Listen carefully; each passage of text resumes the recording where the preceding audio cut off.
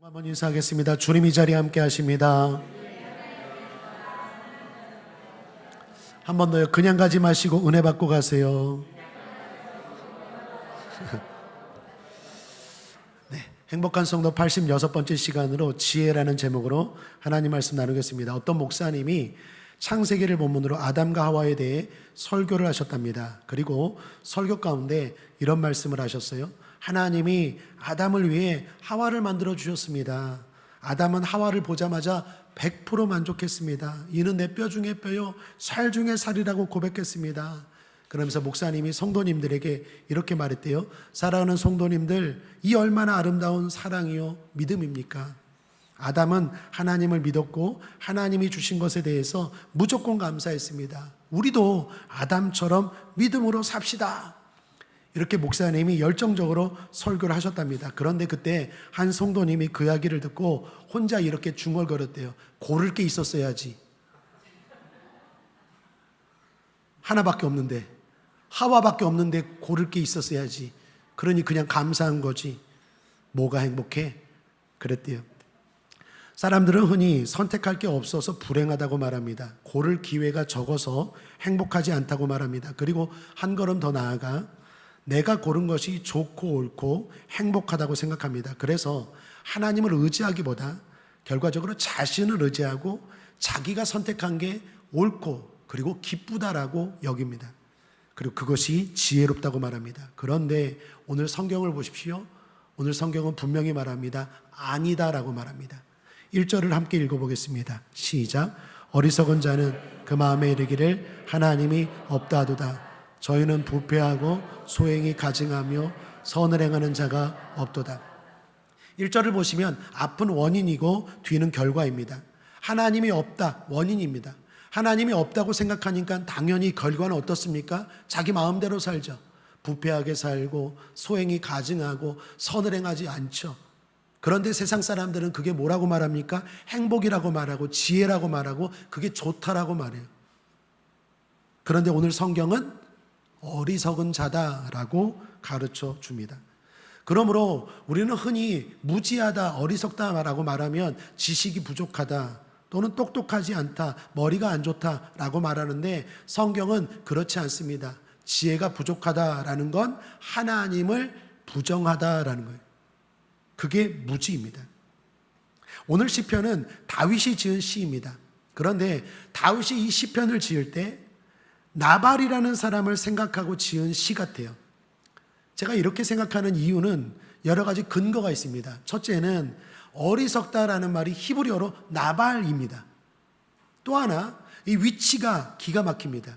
오늘 시편 53편이 본문이잖아요. 그런데 시편 53편 앞에 시편 52편은요 도액, 에돔 사람 도액과 관련된 이야기입니다. 그리고 오늘 시편 53편 뒤에 시편 54편은 발음을 좀 조심해야 돼요. 씹사람에 대한 이야기입니다. 그런데 구약의 사무엘상을 보면 사무엘상 22장은요 도액과 관련된 이야기고요 26장은 씹사람과 관련된 이야기예요. 그리고 25장 그 중간에 나오는 이야기가 바로 나발과 관련된 이야기입니다. 여러분 나발이 누구입니까? 간략하게 소개하면 하나님이 다윗을 통해서 나발에게 은혜를 베풀었어요. 어떤 은혜냐면 나발의 목자들이 양을 칠 때 다윗과 다윗의 군사들이 보호해줬어요. 지켜줬어요. 재산을 보호해주고 지켜줬어요. 감사한 일이죠. 그때 다윗이 나발에게 말합니다. 작은 호의를 베풀어 달라고. 그게 뭐냐? 우리 병사들이 배고픈데 먹을 걸 좀 달라고. 그때 배경은요 사울 왕에게 쫓겨서 다윗이 도망갈 때였어요.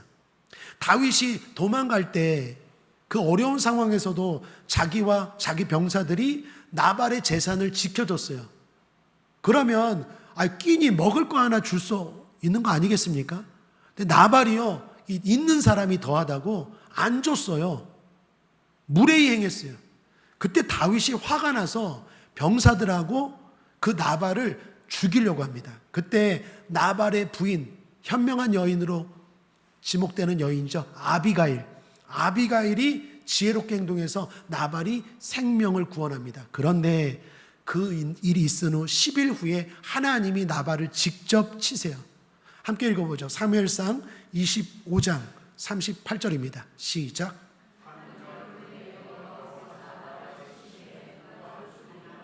하나님이 직접 때려버렸어요. 왜 하나님이 직접 때렸을까요? 다윗에게 호의를 베풀지 않아서? 아니요. 하나님을 인정하지 않아요. 하나님이 없다라고 생각해요. 그러니까 하나님의 사람도 무시하죠. 더 나아가 선을 행하지 않아요. 자기는 그런 은혜를 베풀고 그런 복을 받았음에도 나눌 줄 몰라요. 베풀 줄 몰라요. 하나님이 직접 나발을 치셨어요. 오늘 다윗은 그 나발을 생각하면서 이 시편을 지은 거예요. 어리석은 자는 바로 나발과 같다. 하나님이 없다 한다. 하나님이 없다고 생각하니까 자기 마음대로 산다. 그런데 나발이 하나님을 없다 하고 의지한 게 뭡니까? 돈이에요. 부유함이에요. 그러나 다윗이 말하는 게 뭡니까? 하나님을 의지하지 않고 부를 의지한 그 인생의 결론을 봐라. 하루아침에 허무하게 죽지 않느냐. 나발이 죽었습니다. 그러면 그 재산과 그 부는 다 누구께 됩니까? 모르죠. 어찌됐건 자기가 애써 모은 것들 소위 무용지물이 되지 않습니까? 예수님도 신약에서 부자에게 비슷한 말씀을 하시죠. 누가복음 12장 20, 21절 함께 읽겠습니다. 시작. 하나님은 이르시되 어리석은 자여 오늘 밤에 내 영혼을 도로 찾으리니 그러면 내 예비한 것이 네 것이 되겠느냐 하셨으니 자기를 위하여 재물을 쌓아두고 하나님께 대하여 부요치 못한 자가 이와 같으니라. 여러분, 나발도 부자고 신약에서 예수님이 말한 사람도 부자입니다. 부자들이 왜 이럴까요? 착각 때문입니다. 이 돈이 나를 지켜줄 거라는 착각, 이 편리함과 평안함이 영원할 거라는 착각이에요. 그래서 하나님을 무시하고 하나님이 없다 생각하고 하나님을 의지하지 않아요. 여러분, 부자가 문제가 아니라 오늘 주님이 뭐라고 말합니까? 하나님에 대하여 부유치 못한 자가 문제예요. 가장 좋은 건 믿음이 있는 부자 될지어다. 믿음 좋은 부자 될지어다. 그러니까 부가 문제가 아니라 부가 쌓여지면 자꾸 부를 의지해요. 하나님을 의지하지 않고. 이 부가 나를 지켜주고 이 부가 나를 보호해주고 이 적금이, 이 재산이, 이 부동산이, 이 아파트가 나를 지켜주고 이 평안함이 영원할 거라는 착각이에요. 성경은 뭐라고 말합니까? 어리석은 자요. 하루아침에 무너져요. 그 영혼 데려가면 누구께 됩니까?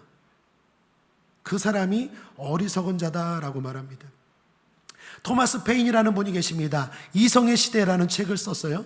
그 책을 쓰면서 이분이 이런 주장을 했어요. 이 책은 장차 기독교를 박멸하게 되리라 큰 소리 쳤어요. 그런데 페인이요, 나중에 페인 됐어요. 앞에 페인은 영어로 페인이고 뒤에 페인은 우리말 페인입니다.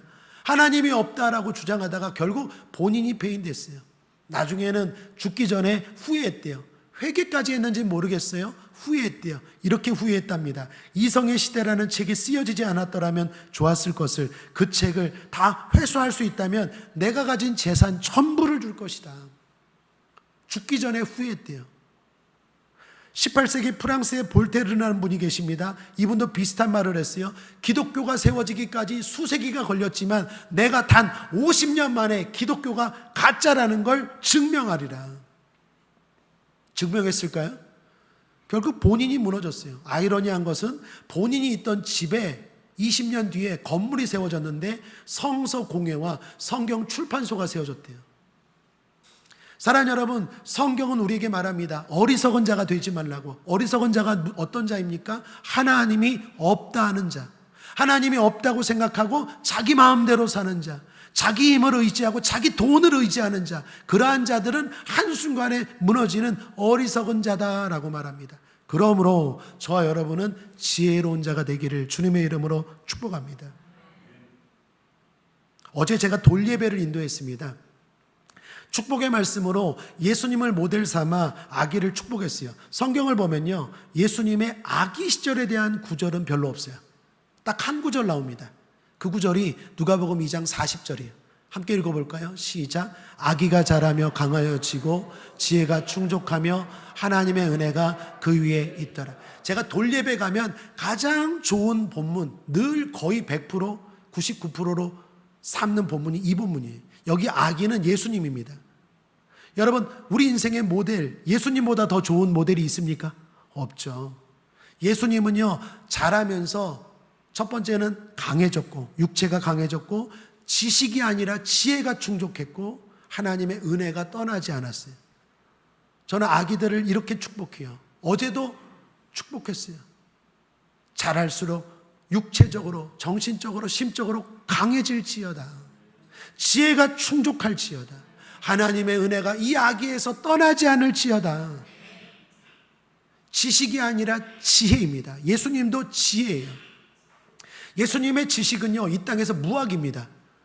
예수님은 학교를 다닌 적이 없어요. 예수님의 제자들도 마찬가지입니다. 그러나 지혜가 있었기 때문에 이 땅을 누구보다도 의미 있고 복되게 살아간 줄 믿습니다. 지식이 땅의 힘이라면 지혜는 하늘의 힘입니다. 지식이 설령 부족해도 지혜가 있으면 얼마든지 행복하게 복되게 살 수 있는 것 믿으시길 바랍니다. 근데 그 반대가 되면 인생이 피곤해져요. 허무해집니다. 지혜라는 바탕 위에 지식의 집이 세워지는 게 가장 이상적입니다. 그러므로 지혜가 있어야 되는데, 지혜가 뭡니까? 오늘 본문에 어리석은 자의 반대죠. 어리석은 자는 하나님이 없다 하는 자라면, 지혜로운 자는 어떤 자입니까? 하나님이 있다 하는 자. 그런데 거기서 좀 더 나아가야 돼요. 오늘 성경이 그걸 가르쳐 줍니다. 하나님의 있다를 넘어서 세 가지를 가르쳐 줍니다. 오늘 이 말씀을 통해서 지혜롭게 살아가고 복되게 살아가는 저 여러분 되시기를 주님의 이름으로 축복합니다.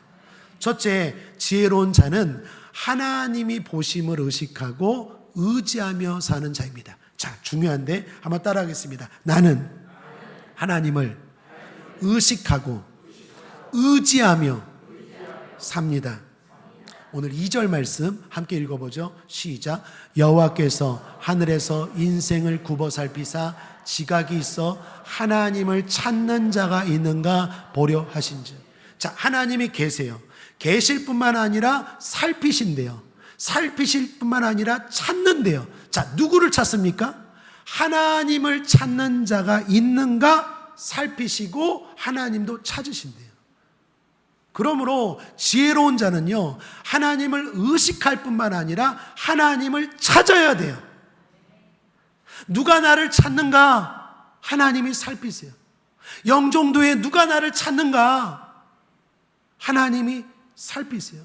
사랑하는 여러분, 예배로 찾으시고 기도로 찾으시고 가을 기도에 찾으시고, 그 찾는 사람이 지혜로운 자고 하나님이 만나주십니다. 도와주십니다. 여러분, 탕핑족이라는 말 들어보셨습니까? 탕핑, 중국말인데요, 중국에서 몇 년 전부터 유행한 신조어입니다. 직역하면 누워버린 사람들이 탕핑족이에요. 그냥 포기하고 아무것도 안 하고 그냥 누워버린 사람인데, 어려운 사람이 아니라 편한 사람들, 그냥 먹고 살만한 수준만 돼요. 그러니까 그냥 더 높은 것으로 바라지도 않고 그냥 적당히 연금 받아 먹으면서 복지 그냥 좀 하면서 그냥 먹고 그냥 누워버린 사람이 탕핑족이래요. 이 탕핑족에서 조금 더 발전해서 나온 말이 쥐인간이래. 쥐인간. 쥐인간이 뭔지 아십니까? 방구석에 이렇게 있으면서 뒹굴뒹굴 거리면서 때가 되면 배달 앱으로 갖고 오늘은 뭐 먹을까? 돈가스 먹을까? 쫄면 먹을까? 시켜 먹고 방구석에서 나오지 않는 인간을 쥐인간이래. 쥐인간. 여러분, 중국만 그런 사람들이 지금 막 늘어나는데 그 중국만 그럴까요? 우리나라도 있죠. M4 세대, 일본도 있습니다. 사토리 세대. 지금 심각해져요.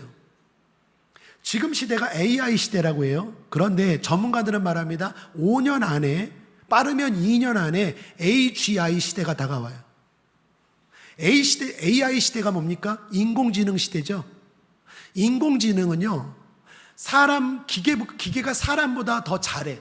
그러나 어떤 한 분야를 잘하는 거예요. 예를 들면 알파고는 사람보다 바둑을 더 잘 둬요. 챗GPT는 사람보다 정보를 빨리 찾아내요.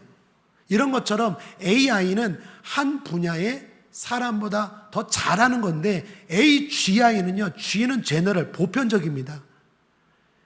그러니까 이게 사람의 모든 걸 잘해버리는 거예요. 사람보다. 그 AGI 시대가 5년 안에 오면 지금 있는 직업의 40%가 사라진대요. 기계가 더 잘하는데 사람을 고용할 일이 없는 거예요. 여러분, 옛날에 은행 가면 사람 많았지만 이제 은행도 사람 별로 없잖아요. 직원들 그냥 입 출입 끊기가 다 하고. 옛날엔 버스 탈 때 운전사하고 또 누가 있었습니까?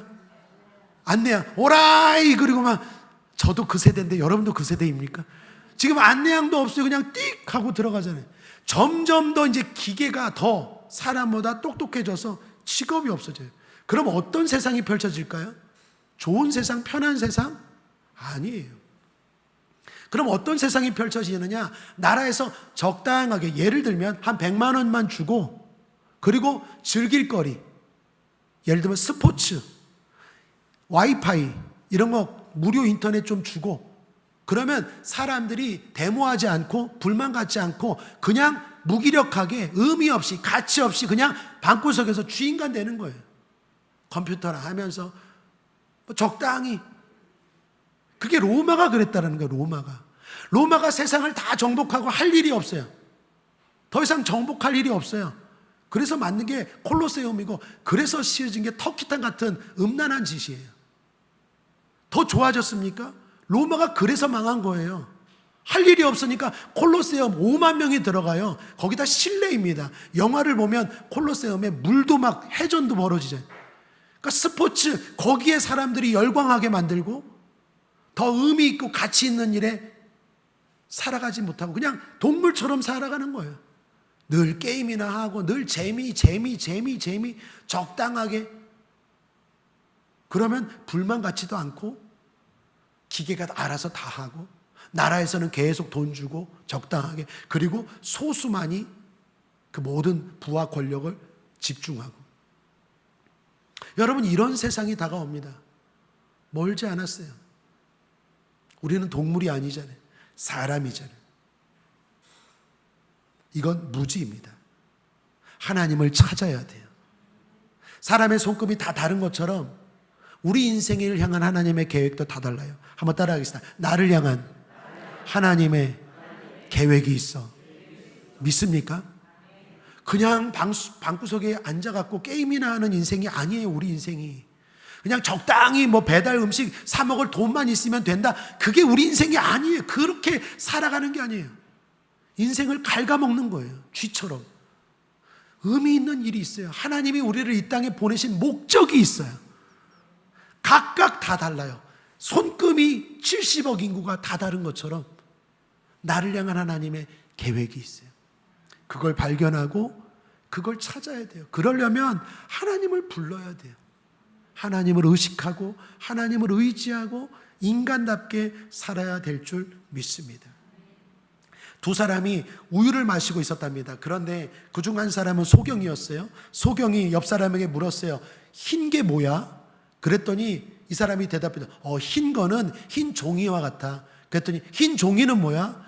흰 종이는 흰 페인트와 같아. 그랬더니 흰 페인트는 뭐야? 그랬더니 흰 우유와 같다. 그럼 흰 우유는 뭐야? 흰 종이와 같다. 흰 종이는 뭐야? 흰 페인트와. 흰 페인트는 뭐야? 흰 우유와 같다. 이게 무슨 말이에요? 계속 뺑뺑뺑 도돌이 피웠대요. 여러분, 소경에게 아무리 설명해줘도 몰라요. 어떻게 해야 됩니까? 눈을 떠야 돼요. 하나님에 대한 것도 마찬가지입니다. 아무리 설명을 해줘도 물론 어느 정도는 가능하지만 중요한 건 영안이 열릴지어다. 만나야 돼요. 아무리 설명을 해줘요. 하나님은 이런 분이야. 하나님은 이런 분이야. 아무리 설명을 해줘도 도돌이표라니까요. 흰 우유는 뭐야? 흰 종이야. 흰 종이는 뭐야? 흰 페인트야. 흰 페인트는 뭐야? 흰 우유야. 흰 우유는 뭐야? 계속 헷갈리게. 중요한 건 만나야 돼요. 어떻게 만납니까? 찾고 부르면 만나 주십니다. 성경에 많은 구절이 있지만 제가 딱 4구절만, 시간이 없으니까 소개합니다. 함께 읽어보죠. 역대하 15장 2절입니다. 함께 읽겠습니다. 시작. 너희가 만일 여호와를 찾으면 저가 너희와 만나시리라. 그러나 너희가 만일 저를 버리면 저도 너희를 버리시리라. 에레미야 29장 13, 14절 너희가 전심으로 나를 찾으면 나를 만나리라. 여호와의 말이니라. 내가 너에게 만나리라. 여호와의 말이니라. 사랑하는 여러분, 만나셔야 돼요. 잠언 8장 17절 함께 읽겠습니다. 시작. 나를 사랑하는 자들이 나의 사랑을 입으며 나를 간절히 찾는 자가 나를 만날 것이라. 사도행전 17장 27절에 보면 이런 말씀도 있습니다. 이는 사람으로 혹 하나님을 더듬어 찾아 발견케 하려 하심이로다. 그는 우리 각 사람에게서 멀리 떠나 계시지 아니하도다. 함께 한번 신앙 고백합니다. 하나님은 나에게서 멀리 있지 않아. 멀리 있지 않아요. 우리가 조금만 더듬어도 주님은 만나주세요. 프랑스의 철학자 파스칼이 이런 말을 했습니다. 젊은 시절에는 세상 지식과 쾌락을 쫓았지만 깊은 공허 속에서 하나님을 찾게 되었다. 그리고 나는 아브라함의 하나님, 이삭의 하나님, 야곱의 하나님을 찾았다. 철학자나 학자의 하나님이 아니다. 나는 살아계신 하나님을 만났고 이내 불타는 기쁨을 경험했다. 불타는 기쁨을 경험했다. 참 멋진 표현이죠. 사랑하는 여러분, 하나님 멀리 계시지 않아요. 조금만 더듬어도 찾으면, 부르면 만나 주십니다. 지혜로운 자는 하나님을 의식하고 하나님을 찾고 의지하는 자입니다. 둘째로, 지혜로운 사람은 세상에 휩쓸리지 않고 사는 자입니다. 3절 말씀 함께 읽어보죠. 시작. 다 치우쳤으며 함께 더러운 자가 되고 선을 행하는 자가 없으니 하나도 없도다. 다 함께 하나도 없도다. 하나님이 굽어 살펴보셨는데 모든 사람들이 악을 행하더라는 거예요. 여러분, 악을 행하는 사람들이 많습니까? 선을 행하는 사람들이 많습니까? 악을 행하는 사람들이 많아요. 왜 그럴까요? 두 가지 이유인데, 하나는 많음과 하나는 약함이에요. 우리 마음을 봐도 선을 행하는 마음보다 악을 행하고 싶은 마음이 더 많아요. 더욱이 우리가 그런 유혹을 물리치기가 어려워요. 약해요. 본성이 약해요. 그래서 항상 그리스도인들은 많음을 조심해야 돼요. 거기 많은 사람이 있으니까 옳은 거겠지. 거기 많은 사람이 있으니까 좋은 거겠지. 아니에요. 성경은 많음을 조심하라고 말해요. 여러분, 구원도 주님이 우리에게 좁은 문으로 가라 그러십니까? 넓은 문으로 가라 그러십니까? 좁은 문으로 가래요. 마태복음 7장 13, 14절에 좁은 문으로 들어가라. 멸망으로 인도하는 문은 크고 길이 넓어 그리로 들어가는 자가 많고 생명으로 인도하는 문은 좁고 길이 협착하여 찾는 이가 적음이니라. 그러므로 지혜로운 사람은요, 많다라는 걸 조심해야 돼요. 많은 사람이 있으니까 그게 좋은 거겠지. 그렇지 않다라는 거예요. 진리는 늘 따져봐야 되고 분별해야 돼요. 그리고 그렇게 살아가는 것이 나중에는 좋은 일이 됩니다. 어떤 학생의 간증인데 제가 좀 각색해서 설명해 드릴게요. 대입시험을 앞두고 있는 고3 학생들이 있었어요. 한 7명이 친한 친구입니다. 그런데 그 친구들이 중에 한 명이 시험지 정보에 대한 것들을 알게 되었어요. 그러니까 좀 범죄죠. 시험지 유출을 할 수 있는 방법을 알게 된 거예요. 돈으로. 그 부모님 때문에. 얼마나 유혹이 큽니까? 그런데 그 7명 중에 한 명이 믿음이 있었어요. 교회학교 청소년부 회장이었어요. 어느 정도 돈만 내면 지금 모의고사 보는 시험 문제를 미리 알 수 있는 거예요. 그러면 미리 알면은 그 시험은 100점 아니겠어요? 그러나 이 교회 다니는 이 청년은요, 이건 아니다. 하나님이 기뻐하지 않는다. 부정한 일이다. 갈등 가운데 난 안 할래 했어요. 6명의 친구들이 막 뭐라 그랬어요. 혼자 잘난 척 한다고. 너도 좋은 대학 가지 않겠냐고. 그런데 난 아니야. 아닌 것 같아. 그래서 거절했어요. 아니요 했어요. 결국 그것 때문에 그 친구들과 관계도 깨져버렸어요. 시험을 봤습니다. 당연히 그 6명은요 거의 모의고사에서 만점을 받았어요. 그리고 이 친구는 성적이 별로 좋지 않았어요. 그리고 어떤 일이 벌어졌을까요? 아무 일도 벌어지지 않았어요. 발각이 안 된 거예요. 아무 일도. 그리고 수능을 보고 나중에 그 6명은요 자기가 원하는 대학에 갔어요. 그리고 이 학생은 대학에 떨어졌어요. 그래도 낙심하지 않았어요. 자기 스스로 위안했어요. 나는 대학 시험에는 떨어졌지만 믿음의 시험에는 합격했어. 얼마나 멋진 믿음입니까? 그리고 열심히 재수를 했어요. 그런데 재수를 하던 그때 이 문제가 발각됐어요. 그래서 대학에 들어갔던 그 모든 학생들 다 무효 처리되고 결국에 이 학생은 자기가 원하는 대학 갔다라는 이야기입니다. 제가 좀 각색해서 이야기 드렸지만 사랑 여러분, 우리가 이 땅을 살아가면서 이런 유혹들이 얼마나 많습니까? 주님은 뭐라고 말합니까? 다 간다고 해서 가지 말래요. 아니요 할 때는 아니요 하래요. 그게 지혜로운 사람이에요. 함께 읽어보죠. 마태복음 5장 37절입니다. 시작. 오직 너희 말은 옳다 옳다 아니라 아니라 하라. 이에서 지나는 것은 악으로 쫓아나느니라. 지혜로운 사람은, 성도는 아니요 할 줄 아는 사람인 줄 믿습니다. 무조건 따라가고 무조건 선동되지 않기를 주님의 이름으로 축복합니다. 마지막 세 번째는요, 지혜로운 자는 심판날을 기억하고 준비하며 사는 자입니다. 제가 최근에 재미있는 작가하고 재미있는 책을 하나 봤어요.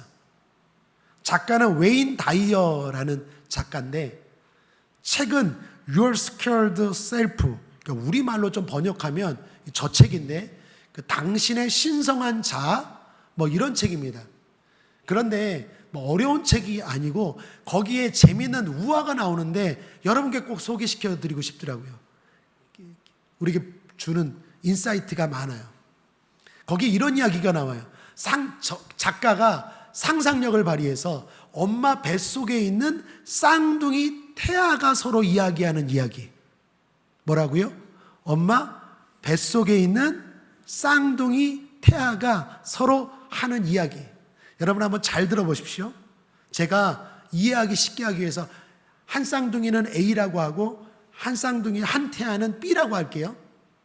자, 엄마 뱃속에 있는 태아가, 쌍둥이 태아가 서로 이야기하는 겁니다. A 태아가 B 태아에게 이렇게 물어요. 너는 출산 이후에 또 다른 삶이 있다는 걸 믿니? 엄마 자궁에서 나가면 또 다른 세상이 있다고 믿니? 물어봐요. 그러자 B 태아가 이렇게 대답해요. 나는 믿어. 이 엄마 뱃속이 다가 아니라고 난 믿어. 분명히 다른 세상이 있을 거야. 그러자 A 태아가 말합니다. 말도 안 돼. 출산 이후에 또 다른 세상이 있다고? 너는 어떻게 그걸 믿을 수 있니? 그러자 B 태아가 이렇게 대답해요. 몰라. 나도 아직 경험해 보진 않았지만 적어도 여기보다는 훨씬 더 멋진 세상이 기다리고 있을 거야. 거기에서는 아마도 걸어 다니고 우리 입으로 직접 먹고 우리 손으로 뭔가 만들 수도 있을 거야. 그러자 에이테아가 말합니다. 너 어떻게 이렇게 된 거 아니니? 너 경험해 봤어? 너 봤어? 가봤어? 가보지도 안 해놓고 그런 세상이 있다고 어떻게 그런 말을 하니? 말도 안 돼. 너 잘 들어. 우리가 살 수 있는 방법은 이 엄마 탯줄, 엄마가 아니라 이 탯줄 때문이야. 이 탯줄이 끊어지면 죽는 거야. 그때는 그냥 끝장이야. 그러니까 이 탯줄 잘 붙잡고 여기 있을 때 그냥 잘 먹고 잘 사는 것만 생각해. 이게 끊어지면 다른 세상이 있다고? 그때는 우리 인생은 끝장나는 거야. 그러자 삐테아가 말합니다. 아니야. 나는 출산 후에 세상이 있다고 믿어. 그 세상은 전혀 다른 세상이 있을 거야. 그때가 되면 아마 탯줄은 필요 없을걸? 그러자 에이테아가 또 이렇게 말해요. 출산 후에 자꾸 새로운 세상이 있다고? 야, 만일 그런 세상이 있다면 거기서 사는 사람이 다시 돌아와서 자궁 속에 와서 우리들한테 야, 내가 나가보니까 이런 세상이 있다. 왜 말해주지 않니? 그런 세상이 있다면 여기서 나간 사람들이 진짜 새로운 세상이 있다면 다시 일로 돌아와서 앞으로 이런 세상이 있으니까 너희들 잘 살아, 이런 얘기 안 하잖아. 다 죽은 거야. 탯줄 끊어지면 다 죽은 거야. 그러니까 다시 못 돌아오는 거지. 그러자 또 삐태아가 기죽지 않고 대답해요. 아니야.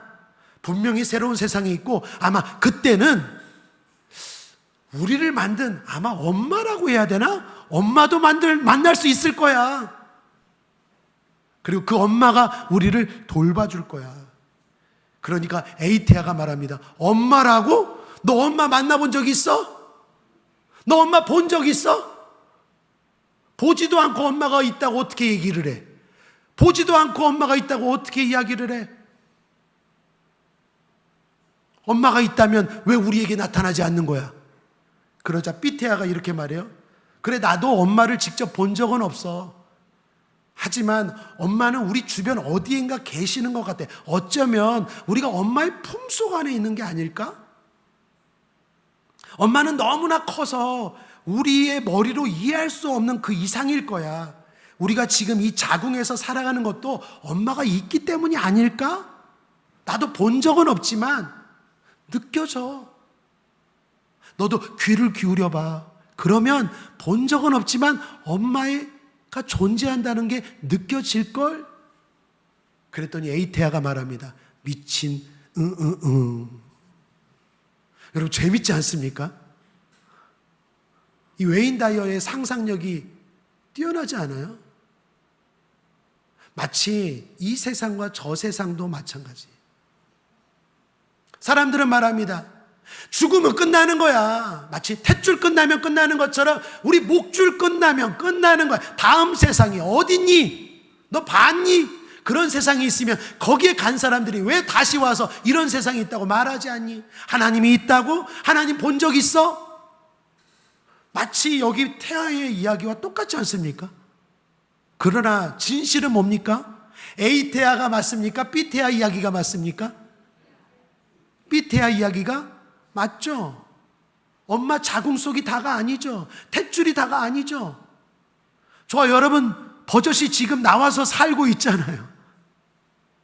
새로운 생명을 가지고 새로운 모습을 가지고 살고 있잖아요. 우리를 낳아준 엄마와 함께. 죽음 이후도 마찬가지입니다. 죽음 이후에 새로운 세상이 있고 거기서는 우리의 영원한 아버지와 함께 살게 될 줄 믿습니다. 오늘 성경도 말합니다. 5절입니다. 저희가 두려움이 없는 곳에서 크게 두려워하였으니 너를 대하여 친친 저희의 뼈를 하나님이 흩으심이라. 하나님이 저희를 버리신 거로 내가 저희로 수치를 당케 하였도다. 이는 마지막 때 하나님의 심판을 말해요. 두려움이 없는 곳에서 크게 두려워하였으니 라는 말은 이 땅에서 두려움 없이 평안하게 살다가 갑자기 하나님의 심판이 임했다라는 거예요. 하나님의 심판은 갑자기 임해요. 그리고 너희를 대하여 진친 저희의 뼈를 하나님이 흩으셨다라는 것은 이스라엘 사람들은요, 제일 큰 저주가 시체가 무덤에 묻히지 못하고 뼈가 이렇게 흩어지는 게 가장 큰 저주라고 생각해요. 다시 말하면 의인을 괴롭혔던 악인에 대해서 하나님이 저렇게 저주와 같은 심판이 기다리고 있다라는 거예요. 하나님을 무시하고 하나님을 의식하고 의지하지 않고 사는 자에게 임하는 심판입니다. 그렇다면 저와 여러분에게는 어떤 날이 기다리고 있을까요? 6절 끝절입니다. 함께 읽죠. 시작. 시온에서 이스라엘을 구원하여 줄 자 누구인고?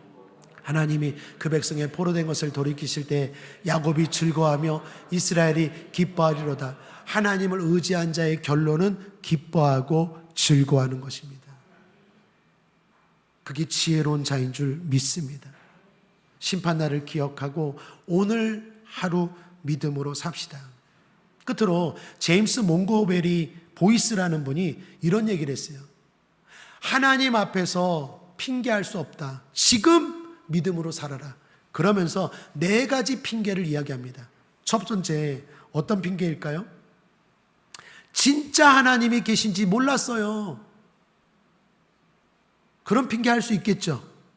예수 안 믿고 살다가 마지막 심판 때 하나님 앞에 섰을 때 하나님이 진짜 계신지 몰랐는데요. 핑계할 수 없다라는 거예요. 왜요? 로마서 1장 19, 20절 함께 읽죠. 시작. 이는 하나님을 알만한 것이 그들 속에 보임이라. 하나님께서 이를 그들에게 보이셨느니라.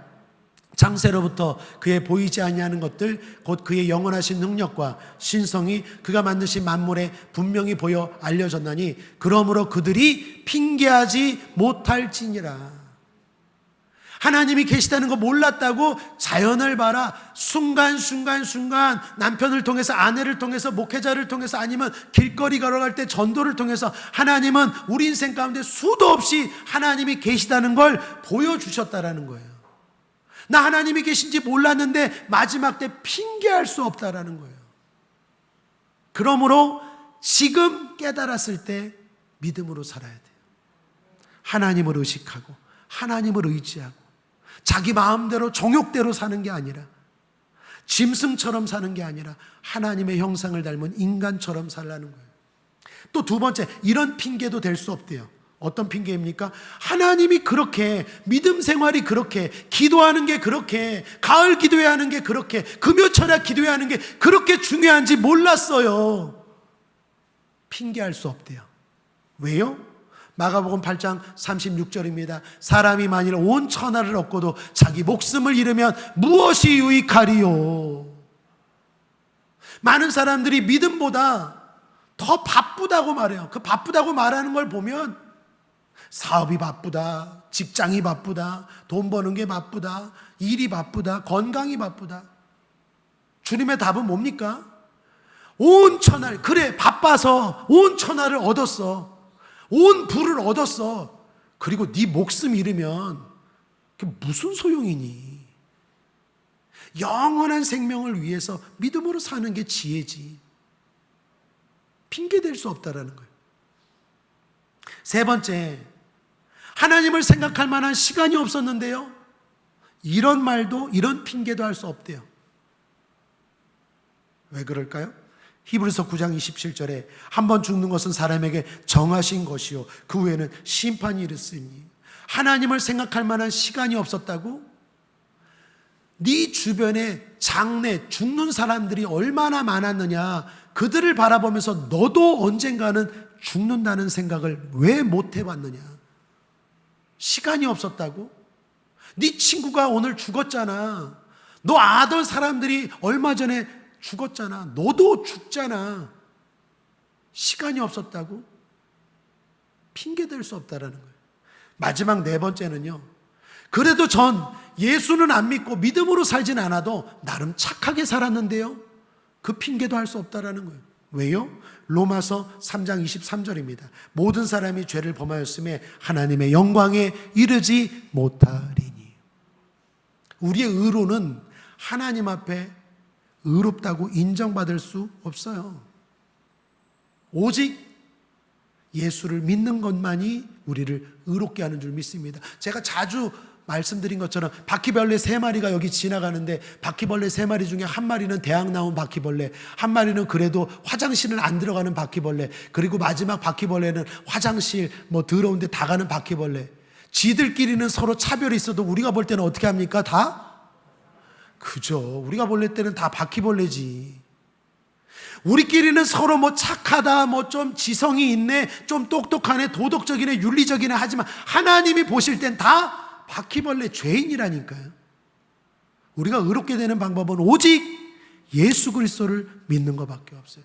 그러므로 결론입니다. 핑계대지 말고 지금 믿음으로 삽시다. 그게 지혜로운 사람인 줄 믿습니다.